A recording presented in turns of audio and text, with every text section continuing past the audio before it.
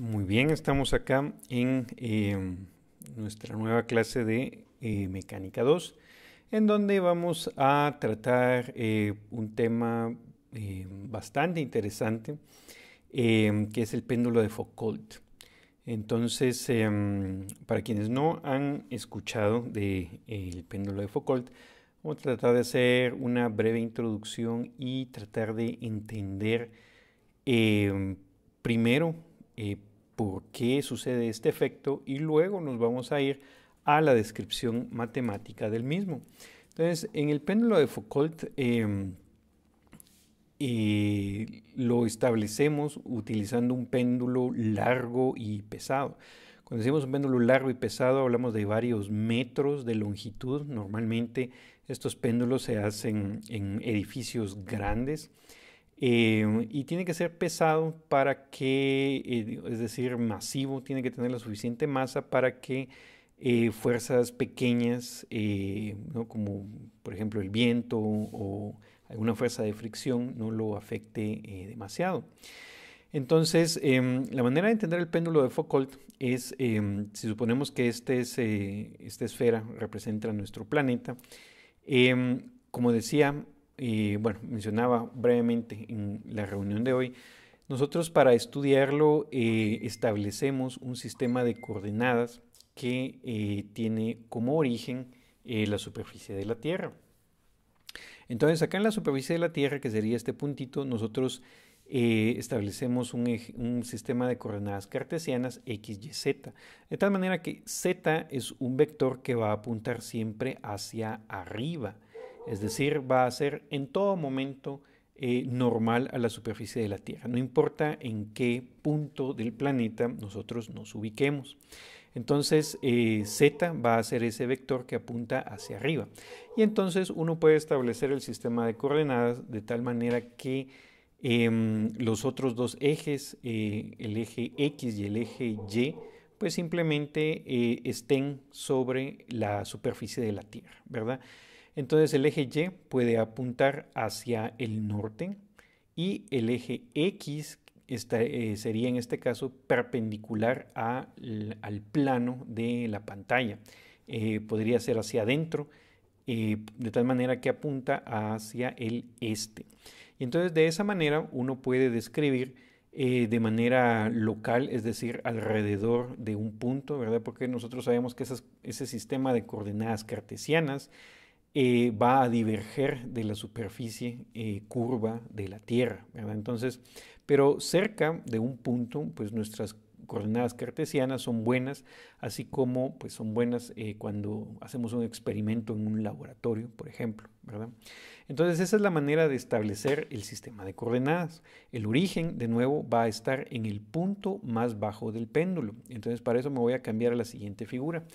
Esa es la figura que está en el libro de Simon. Lo único es que le agregué acá este arco rojo que representa la trayectoria del péndulo.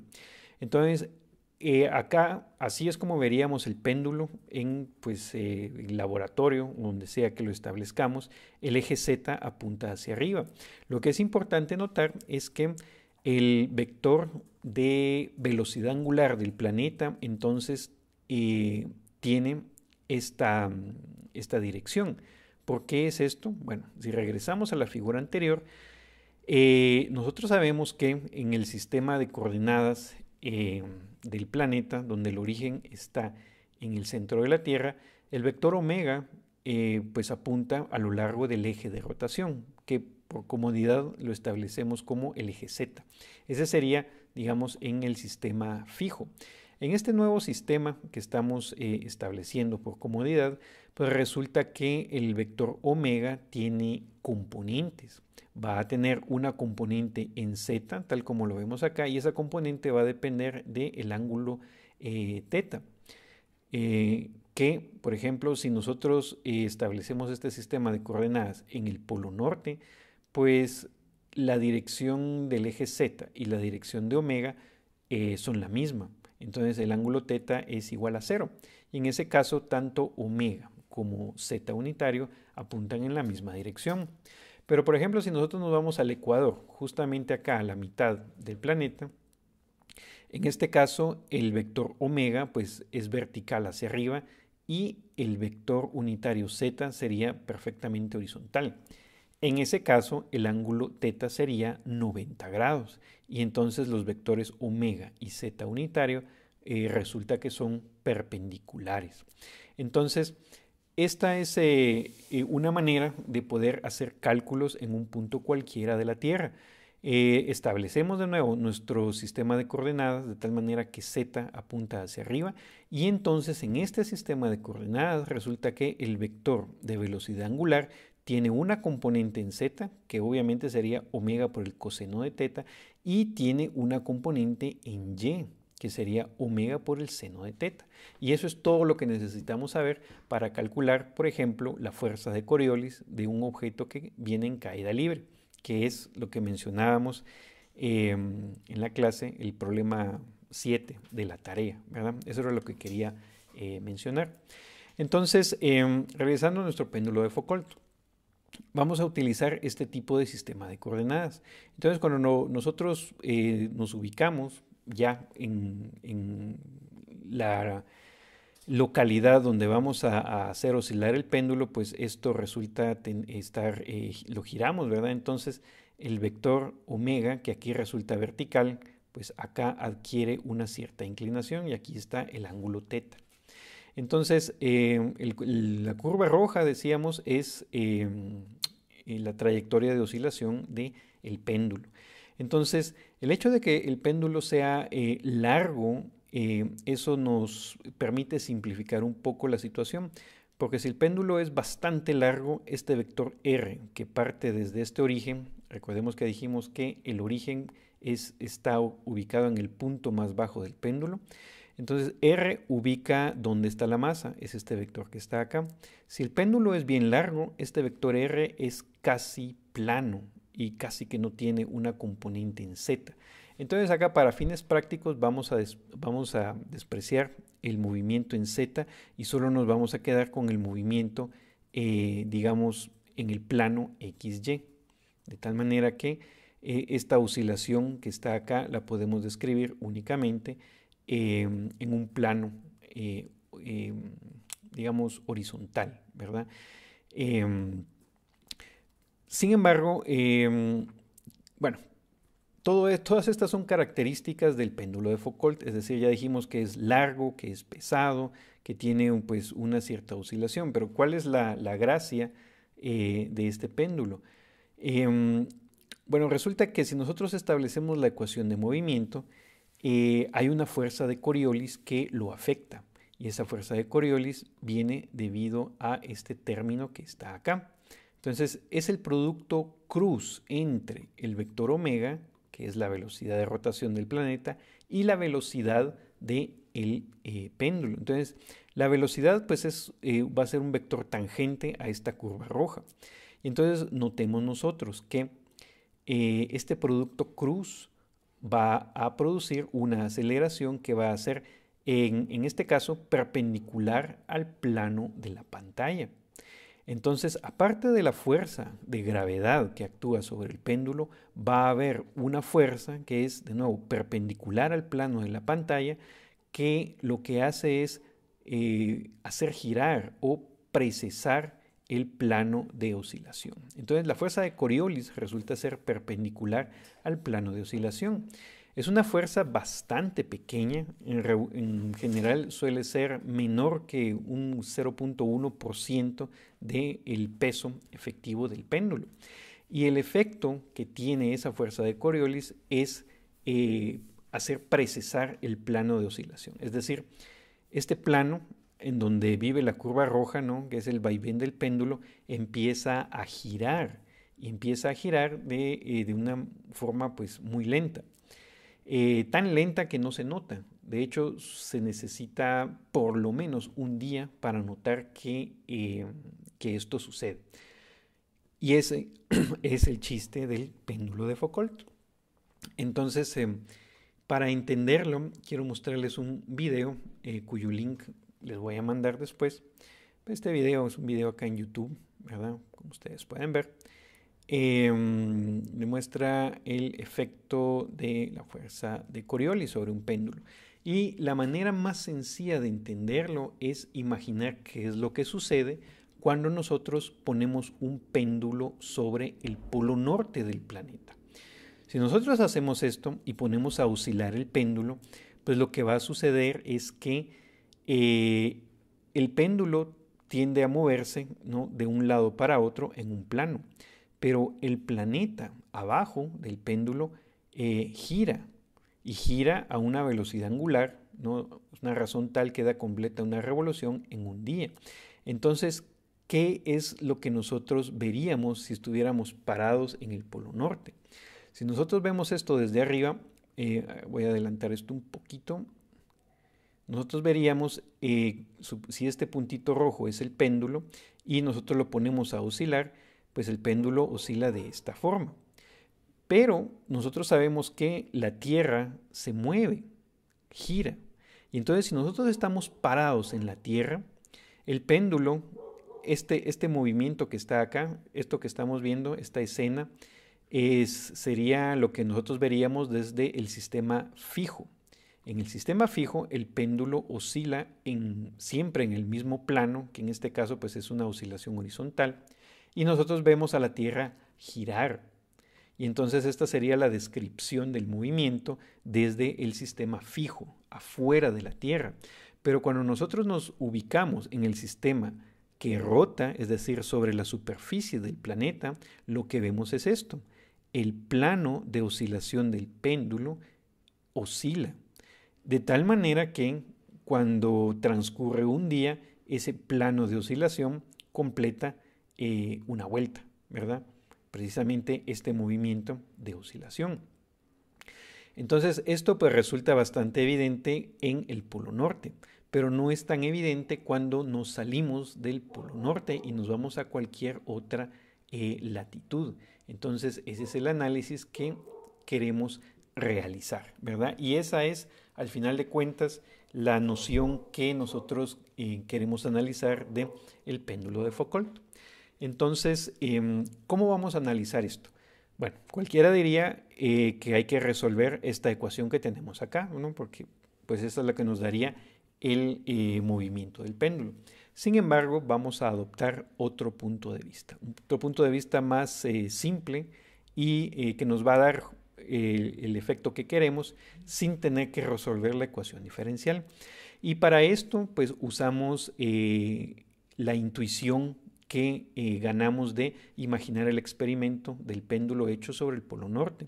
Entonces nosotros sabemos que el efecto de esa fuerza de Coriolis se manifiesta como una precesión del plano de oscilación. Entonces el péndulo va a oscilar, ¿no?, ir y venir, y en el polo norte ese plano de oscilación completa una revolución en un día, ¿verdad?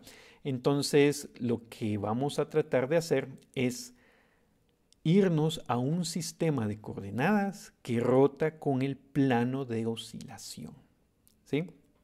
Es decir, vamos a aplicar todo lo que hemos aprendido de sistemas que rotan y lo vamos a hacer para poder describir el movimiento desde un sistema de coordenadas que rota con el plano de oscilación, ¿sí? De tal manera que cuando nosotros describimos el movimiento desde este plano que rota, nosotros deberíamos ver el péndulo simplemente oscilando en un plano fijo, ¿sí? Y eso es precisamente lo que vamos a hacer. ¿Cómo hacemos esto? Bueno, entonces introducimos coordenadas en donde el péndulo no tiene precesión, ¿verdad? Entonces, si estuviéramos en el polo norte, nos tendríamos que montar en o sea, básicamente tendríamos que estar en el sistema fijo, ¿no? Así de sencillo. Pero esto no es tan evidente a cualquier otra latitud. Entonces, por eso, cuando estamos en el sistema fijo a cualquier otra latitud, pues el péndulo se va a mover sobre la superficie de la Tierra. Entonces, eso no funciona mucho. Entonces, por eso decimos que vamos a introducir coordenadas en donde el péndulo no precesa. Es decir, el plano de oscilación no va a girar. Y le vamos a llamar omega en la dirección z unitaria a la velocidad de precesión del plano. Entonces, esto es uno de los puntos claves del análisis. No se olviden de esto en todo lo que vamos a mencionar de aquí en adelante. Omega mayúscula es la velocidad con la que precesa el plano de oscilación. Si estamos en el polo, pues esa velocidad de precesión sería pues una revolución en un día. Pero no sabemos qué pasa a cualquier otra latitud, por ejemplo. Entonces, por eso le llamamos omega mayúscula a esa velocidad. Esta omega no sabemos cuánto vale. Esperamos poder encontrarlo con este análisis que vamos a hacer acá. Y entonces le vamos a llamar O' al sistema que gira con la velocidad omega en la dirección z. Entonces, de nuevo, z unitario, recordemos la figurita, es el vector que apunta vertical sobre la superficie de la Tierra, ¿no? De nuevo acá, este sería z unitario. Entonces, el vector omega mayúscula z sería una velocidad angular cuyo eje, ¿verdad?, sería el eje z unitario de nuestro sistema de coordenadas, ¿verdad? Entonces, regresando a donde estábamos, lo que vamos a hacer ahora es establecer las ecuaciones de movimiento en el sistema O', ¿sí? ¿Cómo lo hacemos? Bueno, nosotros ya sabemos cómo transformar las velocidades y las aceleraciones. Y lo hacemos con estas fórmulas. Estas fórmulas son las que transforman la velocidad en el sistema fijo en términos de la velocidad en el sistema estrellado. El sistema estrellado sería el sistema que rota con el planeta, ¿verdad?, cuya velocidad angular es, ¿verdad?, una revolución en un día, dirigida a lo largo del eje del planeta. Ahora lo que queremos hacer es transformar la velocidad vista en el sistema estrellado al sistema O'. De nuevo, y el sistema O' es el sistema que gira con la velocidad omega mayúscula alrededor del eje z unitario. Acá hay mucha información, ¿verdad? Siéntanse libres de pausar el video o la clase y detenerse a entender lo que estamos hablando. Entonces, estas fórmulas ya las habíamos establecido. Entonces, ahora las vamos a usar para hacer una segunda transformación. Lo que ahora tenemos es esto otro. Entonces, esta fórmula que está acá es la misma que está aquí arriba, solo que ahora, en lugar de la velocidad en el sistema fijo, tenemos la velocidad en el sistema estrellado. Y en el lado derecho tenemos las cantidades vistas en el sistema primado. Entonces, en lugar de derivada en el sistema estrellado, tenemos derivada en el sistema prima. Y en lugar de utilizar la velocidad de rotación del planeta, utilizamos la velocidad de rotación de este nuevo sistema de coordenadas, ¿sí? Entonces, esto es clave, ¿verdad? Estamos utilizando la misma fórmula que teníamos antes, pero con una nueva velocidad angular para expresar la derivada en el sistema estrellado en términos de la derivada en el sistema primado. Entonces, esto transforma la velocidad y la aceleración es similar. ¿Qué es lo que hacemos? Pues utilizamos la misma fórmula, lo único es que ahora acá tenemos la velocidad en el sistema estrellado y esto en el lado derecho va a quedar en términos de la velocidad en el sistema primado por la velocidad angular del sistema primado, ¿sí? Ojo, ¿verdad?, que esta velocidad angular en el sistema primado es respecto del sistema estrellado, ¿sí? Es decir, es respecto de un sistema que gira con la Tierra, ¿verdad? Entonces, de nuevo, hay tres sistemas de coordenadas involucrados acá, ¿no? El sistema fijo, el sistema estrellado y el sistema primado, ¿no? Sistema fijo, ya sabemos, ¿no? El sistema estrellado es el que gira con el planeta y el sistema primado es el que gira con el péndulo, con el plano de oscilación del péndulo. ¿Qué hacemos con esto? Bueno, lo que viene es un poquito de álgebra y un poquito de análisis vectorial. Lo que teníamos era esto, ¿no? Dijimos, esta es la ecuación de movimiento para objetos descritos desde el sistema estrellado. Lo que vamos a hacer ahora es entonces quitar la velocidad, la aceleración vista en el sistema estrellado y la velocidad vista desde el sistema estrellado para ponerla desde el sistema primado. Y entonces, ¿cómo lo hacemos? Pues con las fórmulas que acabamos de deducir anteriormente. La primera nos da la velocidad, entonces esta velocidad la vamos a sustituir acá. Y esta segunda nos da la aceleración. Esta aceleración la sustituimos acá. Entonces, cuando sustituimos, pues imaginan ustedes que nos quedan un montón de términos acá. Entonces nos quedaría masa por la segunda derivada, que es todo esto, ¿verdad? La aceleración igual. Esto se queda, ¿no? Bueno, acá olvidé mencionar tau, ¿verdad? Es la tensión de la cuerda. Solo voy a regresar brevemente a la figura para que veamos de qué estamos hablando. Las fuerzas que actúan sobre el objeto, ¿verdad? Son tau, la tensión de la cuerda, y el peso, ¿verdad? Esas son las fuerzas que actúan sobre nuestro objeto y que son las que aparecen en esta fórmula. Entonces decíamos, ¿verdad? Tau, que es la tensión de la cuerda, el peso, ¿verdad? Luego va este otro término, producto cruz, la velocidad que acabamos de sustituir. Entonces acá lo que hacíamos normalmente es dejar del lado izquierdo masa por la aceleración en el sistema primado, que es lo que tenemos acá.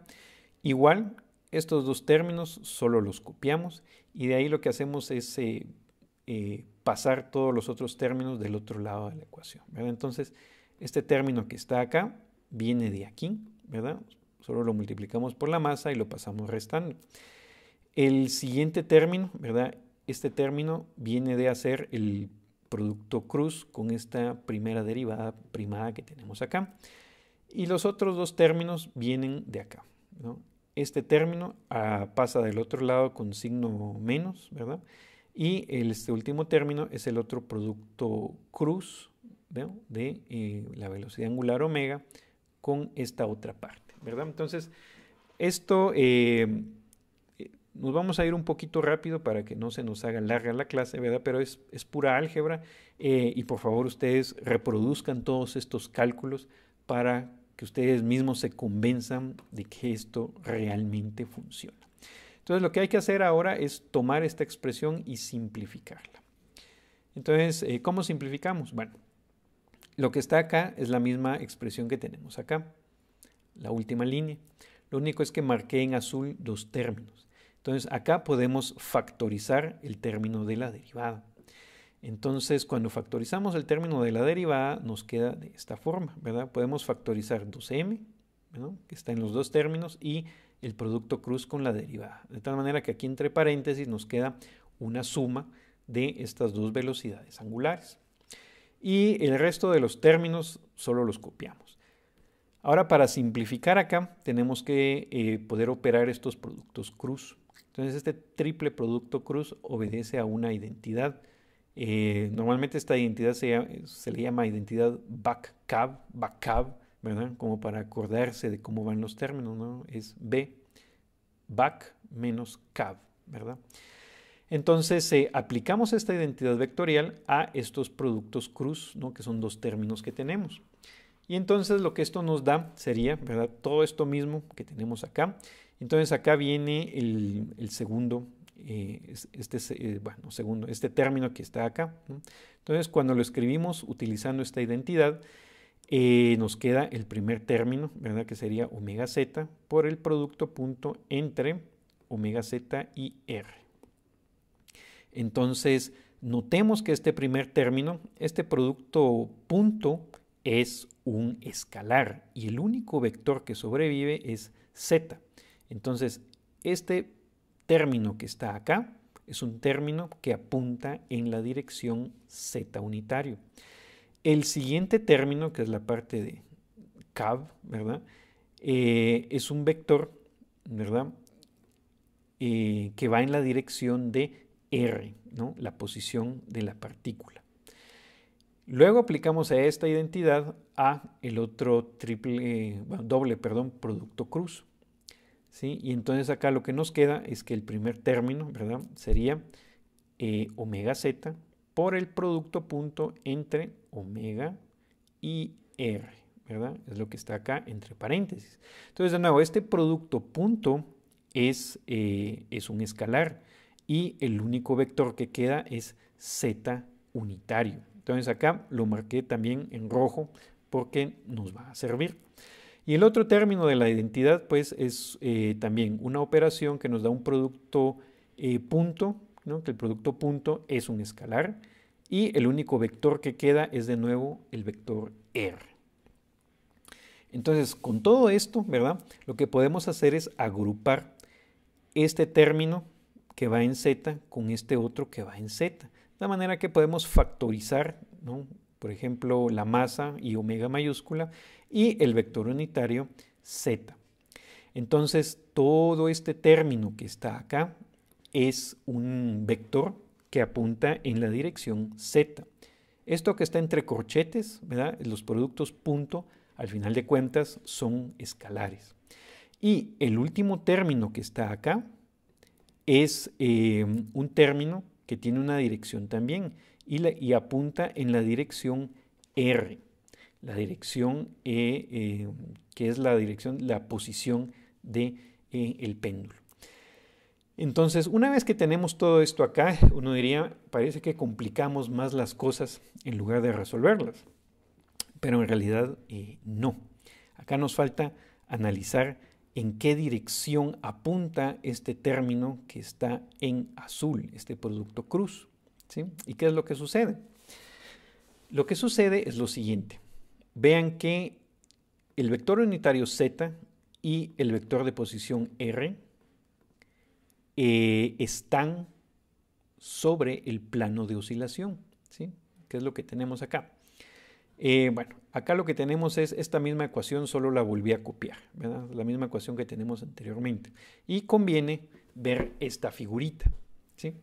Entonces, lo que esta ecuación nos dice es que masa por la aceleración vista en el sistema primado, ¿verdad? Es decir, el sistema que gira con el plano de oscilación. Y tiene todos estos términos que están acá. Entonces, tau es la tensión de la cuerda. Tau vive o existe en el plano de oscilación. El peso también está sobre el plano de oscilación, ¿verdad? Es perfectamente vertical. Y tau también tiene una componente vertical y una componente horizontal, pero no se sale de este plano de oscilación, que para fines prácticos es el plano de la pantalla, ¿verdad? Tanto el peso como tau existen en el plano de la pantalla. Este término que está acá, dijimos, es un vector que tiene una componente en z, entonces es un vector que es vertical. Este término que está acá es un vector que apunta en la dirección de r, y r, ¿verdad?, es un vector que va desde el origen hasta la posición de la masa, que como dijimos, no es un péndulo que es bien largo, entonces este r prácticamente es horizontal. Entonces, estos vectores z y r, ¿no?, son vector vertical y vector horizontal, y también viven en el plano de oscilación, que es el plano de la pantalla. Pero ¿qué pasa con el término azul?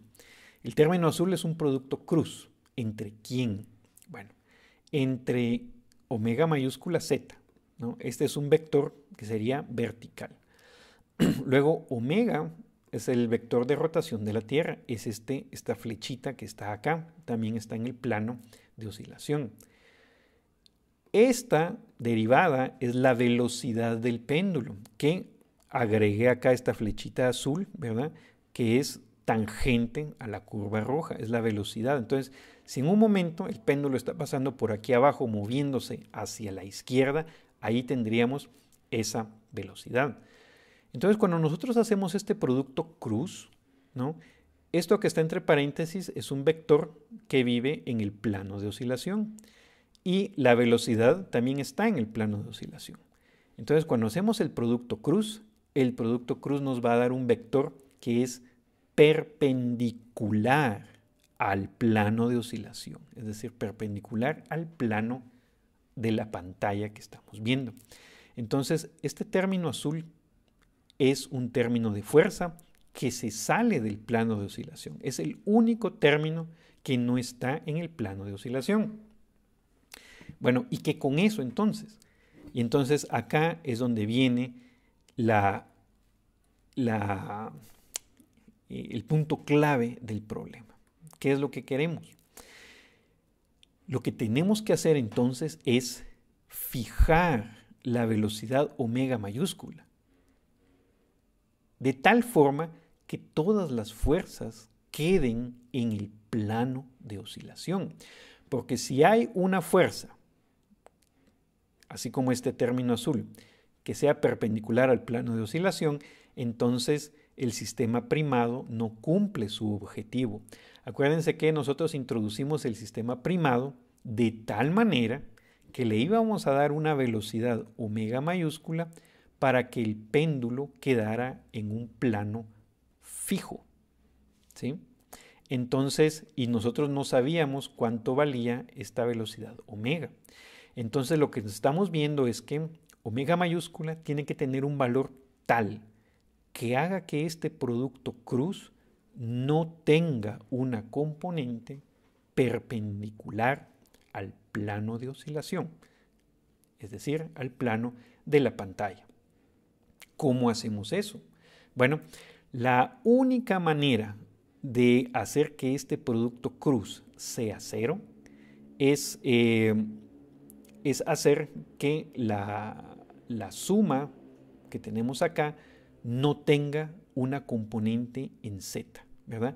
Recordemos que el producto cruz entre vectores es cero solo si los vectores son paralelos, ¿verdad? Si hay un ángulo entre ellos, el producto cruz va a tener un valor. Entonces la condición que debe cumplir esta cantidad que está entre paréntesis es que no debe tener componente en z. En todo caso, puede tener componente horizontal, pero no puede tener componente en z. Entonces, lo que estamos diciendo es, ¿no?, que la proyección en z de esta suma tiene que ser igual a 0. ¿Y eso qué significa? Bueno, cuando nosotros hacemos este producto punto, pues nos quedaría producto punto entre z y z, pues es 1, ¿verdad? Y luego nos quedaría el producto punto entre z y omega. ¿Qué sería este producto punto que está acá? Entonces nosotros sabemos que el producto punto lo podemos expresar como, ¿verdad?, magnitud del primer vector por magnitud del segundo vector por el coseno del ángulo entre los dos. Y por eso definimos acá el ángulo θ. Y esto es básicamente todo lo que nosotros queríamos. Esto nos da el valor de la velocidad del plano de precesión del péndulo. Y como ustedes ven, es una fracción de la velocidad angular de rotación del planeta. Ahora bien, ¿cómo interpretamos esto? Entonces, de nuevo, nosotros introducimos el sistema primado, que gira con esta velocidad omega alrededor del eje z, de tal manera que nosotros vemos al péndulo sin ninguna precesión. Entonces, si nosotros nos montamos en este sistema de coordenadas, vamos a ver que el plano de oscilación del péndulo está siempre fijo, es decir, contrarrestamos esa precesión ocasionada por la fuerza de Coriolis. Entonces, ¿cómo interpretamos esto? Entonces, ya para terminar, recordemos estas dos figuras. Entonces, el péndulo de Foucault va a tener un plano de oscilación que gira con esta velocidad, menos omega por el coseno de θ. El coseno de θ es lo que nos da la clave, ¿verdad? ¿Qué pasa si nosotros ponemos este péndulo justamente en el ecuador, acá, a la mitad de la Tierra? Pues resulta que este ángulo θ vale 90 grados, ¿verdad? Porque omega minúscula y el vector z son perfectamente perpendiculares. Nosotros sabemos que coseno de 90 grados es 0, y entonces esta omega mayúscula es 0. Lo que eso quiere decir es que un péndulo de Foucault puesto en el ecuador no va a tener la oscilación que nosotros estábamos estudiando. Pero ¿qué pasa si nosotros ponemos el péndulo directamente en el polo norte? Si nosotros nos llevamos esto al polo norte, pues el eje z unitario coincide con la dirección de rotación de la Tierra. Y en ese caso el ángulo θ es igual a 0. Cuando acá tenemos coseno de 0, Pues resulta que omega es igual, omega mayúscula es igual a menos omega minúscula. Y ese es el efecto que veíamos nosotros en el video. Entonces acá voy a volver a poner nuestro video, ¿verdad? Y entonces el efecto que queríamos ver es precisamente ese. Entonces cuando nosotros estamos en, lo voy a correr un poquito más, acá, ¿verdad? Acá, este efecto visto desde el sistema de rotación que gira con el planeta es esto, ¿verdad? Entonces, la velocidad con la que tenemos que movernos nosotros para ver el péndulo sin oscilación es el negativo de la velocidad de rotación de la Tierra, es decir, tenemos que girar en la dirección opuesta a la Tierra. Ese es el signo menos que aparece en nuestra solución. Entonces, de nuevo, esto es evidente en el polo, ¿verdad? En donde el péndulo cabal va a girar en la dirección opuesta al movimiento de la Tierra. Lo que es interesante es que, al final de cuentas, esa velocidad de precesión depende del ángulo θ, depende de la latitud. Entonces, por ejemplo, si nosotros estamos a 45 grados, coseno de 45 grados es más o menos como 0.7. Y entonces la velocidad omega mayúscula va a ser 0.7 veces la velocidad de rotación del planeta, es decir, va a ser más lento. Y entonces al péndulo de Foucault le va a tomar más de un día completar una revolución. Entonces imagínense, ya para terminar, si nosotros quisiéramos hacer un péndulo de Foucault aquí en Guatemala, ¿cuánto vale este ángulo? Y sabiendo cuánto vale este ángulo, ¿cuánto vale omega mayúscula? Y entonces podríamos preguntarnos, ¿cuánto le tomaría a un péndulo de Foucault ubicado acá en la latitud de Guatemala completar un periodo completo de oscilación? ¿Sí? Entonces les voy a poner esa pregunta en Google Classroom y veamos qué respuestas obtenemos. Entonces, pues esto es el péndulo de Foucault, ¿verdad? Es una aplicación muy interesante para analizar este movimiento de precesión utilizando los conceptos de sistemas de coordenadas en rotación.